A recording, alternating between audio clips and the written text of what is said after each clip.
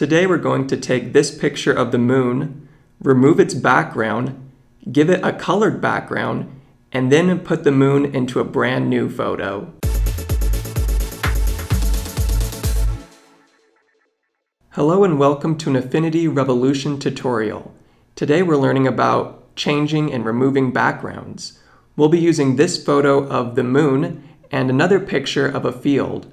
I've included a download link in the description so you can work along with me. Once you've downloaded the photos, you can use Command O to open the picture of the moon. The first thing we need to do is select the moon. In Affinity Photo, there are many ways to select objects, but the easiest one for this picture will be to use the Flood Select tool, which is this wand over here. This tool works by selecting pixels that have a similar color to whichever area you click on. So if we clicked on this black part of the picture, it would select all of the black pixels. However, you can see up at the top that the tolerance is set to 20%, which means it will tolerate pixels that are slightly different than the black we click on. So it will also select some of the moon, and we just want to select this black part. So we're going to lower the tolerance to 10%. Now, when we press on this black border, it has selected all of the blackness around the moon, which is the opposite of what we want. We want to select the moon, not the blackness around it. So we're going to invert our selection by pressing Command-Shift-I, I for invert. And now we have just the moon selected. Now we're going to duplicate our selection. So because we have the moon selected, we will duplicate just the moon. To make this happen, we need to press Command-J, J as in jump, and now we have a duplicate of our moon. We can see that we have just the moon duplicated by unchecking the background. Now you can see we only have the moon. We can check and uncheck this whenever we want if we want to bring back the background, or we can keep it removed. To make the marching ants go away, you can press Command-D, D for deselect. Now that we have successfully removed the background, we're going to add a new colored background. We can do this by first adding a new pixel layer. Now we've added a blank pixel layer on top of our moon. However, we want it to be in the background, not on top of our moon.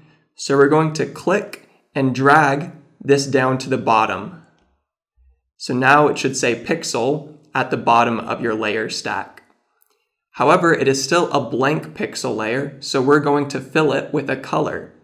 We can do this by coming to the top and going to Edit, Fill. Now we've added a white background to our picture. However, we can change the color by pressing on this white box, and now we can drag it to whichever color we want. I think I'll make mine a light blue. Yes, that looks great. So when you're done, you can exit out of this, and now we can check and uncheck our new background to see the effect we've given our picture. The last thing we're going to do is take our moon and put it into a brand new picture. To do this, we need to first open up another photo. We can do this by pressing Command-O, O for open, selecting the field, and then pressing open. Now we have two photos open. These tabs, we can go between them. And we're going to take this moon and put it into the field. First, we need to click on the moon layer, and now press Command-C, C for copy, and now go to the field and press Command-V. We have now successfully put the moon onto a new background. We can even move the moon around now that we have it onto its new background. To do this, we come up here and press the Move tool, this black arrow, And now we can move the moon wherever we want. We can even resize it. So I'm going to make mine a little smaller and now stick it up in the corner. But you can put it wherever you want.